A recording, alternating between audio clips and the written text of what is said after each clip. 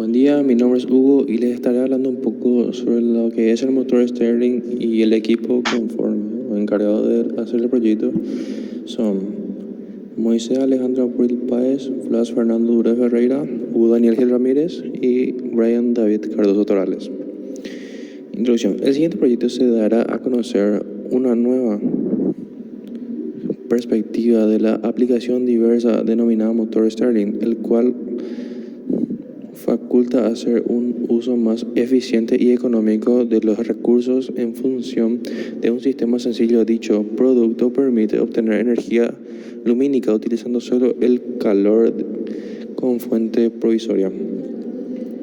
El objetivo general es la aplicación de la segunda ley de la termodinámica para la fabricación de un motor Stirling casero.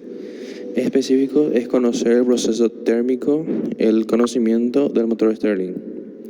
Historia. Robert Stirling fue un ministro de Iglesia de Escocia y fue el inventor del motor Stirling, el cual en su momento lo llamó motor de aire. Sus esfuerzos en la invención de este proyecto se debieron a que las máquinas y motores a vapor de la época eran muy peligrosos, puesto que estos explotaban matando y mutilando a todo aquel desafortunado que tuviera cercanía con ellas. En 1816 recibió la primera patente de los motores que construyó, y a los que se siguieron construyendo se les conocieron como motores de aire caliente. Fue hasta la década de los 40 cuando se empezaron a utilizar otros tipos de gases, tales como el helio y el hidrógeno. Funcionamiento. Todos los gases se expanden cuando se calientan y se contraen cuando se enfrían. El motor Stirling mueve el gas desde el lado caliente del motor, donde se expande, hacia el lado frío, donde se contrae. Este es el principio de funcionamiento. Aquí podemos observar más o menos cómo sería un motor Stirling en funcionamiento.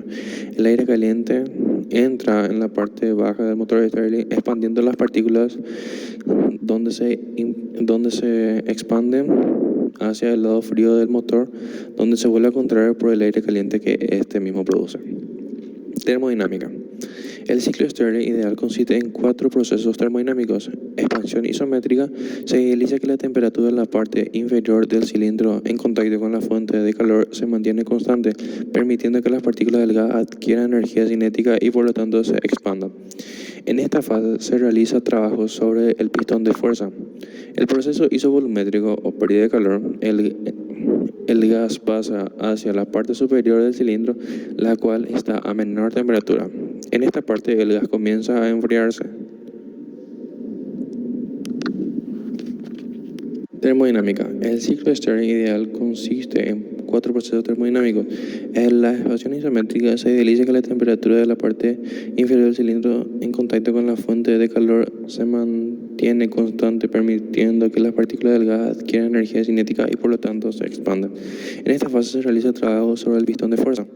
En el proceso isovolumétrico, pérdida de calor, el gas pasa hacia la parte superior del cilindro, la cual está a menor temperatura. En esta parte el gas comienza a enfriarse, ya que pierde energía en sus partículas. Compresión isométrica. La temperatura en la parte superior del cilindro se idealiza termodinámicamente a temperatura constante. Así, en esta fase, el gas dentro experimenta una compresión isométrica, puesto que las partículas del gas disminuyen su expansión intermolecular. En el proceso isovolumétrico, donde hay ganancia de calor, el gas regresa a la parte baja del cilindro, donde vuelve a ganar energía y se idealiza que el volumen permanece constante.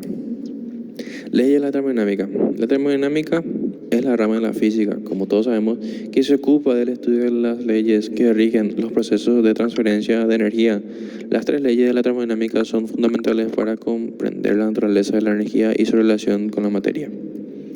La primera ley de la termodinámica, que sería la ley de la conservación de la energía, establece que la energía no se crea ni se destruye, sino que se transforma de una forma a otra.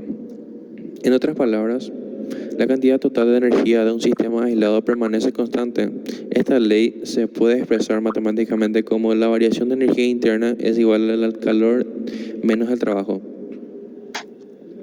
Acá podemos ver que el calor entra a un sistema donde el calor vale 150 joules y sale un trabajo de 100 joules, dejando una energía interna de 50 joules. Segunda ley de la termodinámica, ley de la entropía. Establece que la entropía de un sistema aislado siempre aumenta con el tiempo. La entropía se define como una medida de la cantidad de energía que no puede ser utilizada para realizar trabajo. La segunda ley de la termodinámica se puede expresar en varias formas, pero una de las más conocidas es la afirmación de que ningún proceso termodinámico puede tener un rendimiento del 100%. Siempre habrá una pérdida de energía debido a la producción de entropía, lo que implica que ningún proceso puede ser completamente reversible. Acá tenemos que un foco caliente entra al sistema y sale un foco frío. Tercera ley de la termodinámica, ley de la imposibilidad de alcanzar el cero absoluto. Establece que, que es imposible alcanzar el cero absoluto, es decir, una temperatura de 0 Kelvin, que sería de negativo 223,15 grados Celsius. Esta ley se basa en la observación experimental de que cualquier proceso para alcanzar el proceso absoluto requiera una cantidad infinita de tiempo y energía. La tercera ley de la termodinámica también implica que la entropía de un sistema puro y perfecto cristalino debe ser 0 a 0 Kelvin. Esta ley es importante en la comprensión de la naturaleza de los cristales y la formación de sólidos, así como en la comprensión de la relación entre la energía y la entropía. Acá tenemos varios procesos donde la máquina absorbe calor del foco. En el tiempo 1, el gas se expande. Si se aísla la máquina del foco en el gas, continúa expandiéndose y se enfría hasta el tiempo 2, hasta la temperatura 2, donde la eficiencia sería la temperatura 1 menos la temperatura 2 dividido la temperatura 1. En el proceso 4, el gas enfriado se aísla del foco y se comprime con lo que sería hasta el volumen 2. Al final del proceso, la compresión, tenemos una tabla donde la compresión sería la altura y el volumen sería la de abajo. Precaución: nunca lubricar el pistón de fuerza con ningún tipo de gas o aceite. Para lubricar la flecha metálica del desplazador se debe utilizar aceite para transmisiones automáticas ATF, y para lubricar las partes móviles del giro en soportes y levas en cigüeñal usar aceite de silicón. Tenemos aquí varios prototipos. Este sería del prototipo 1, que tendríamos nuestro primer trabajo. En el 2 sería la construcción del prototipo 2.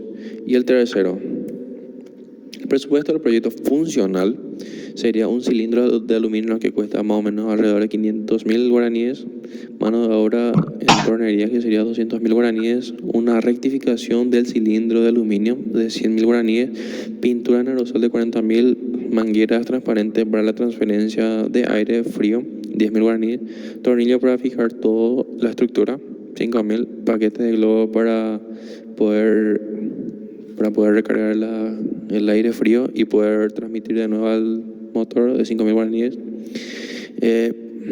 pólipo de 40.000 y pegamento instantáneo de 12.000 guaraníes.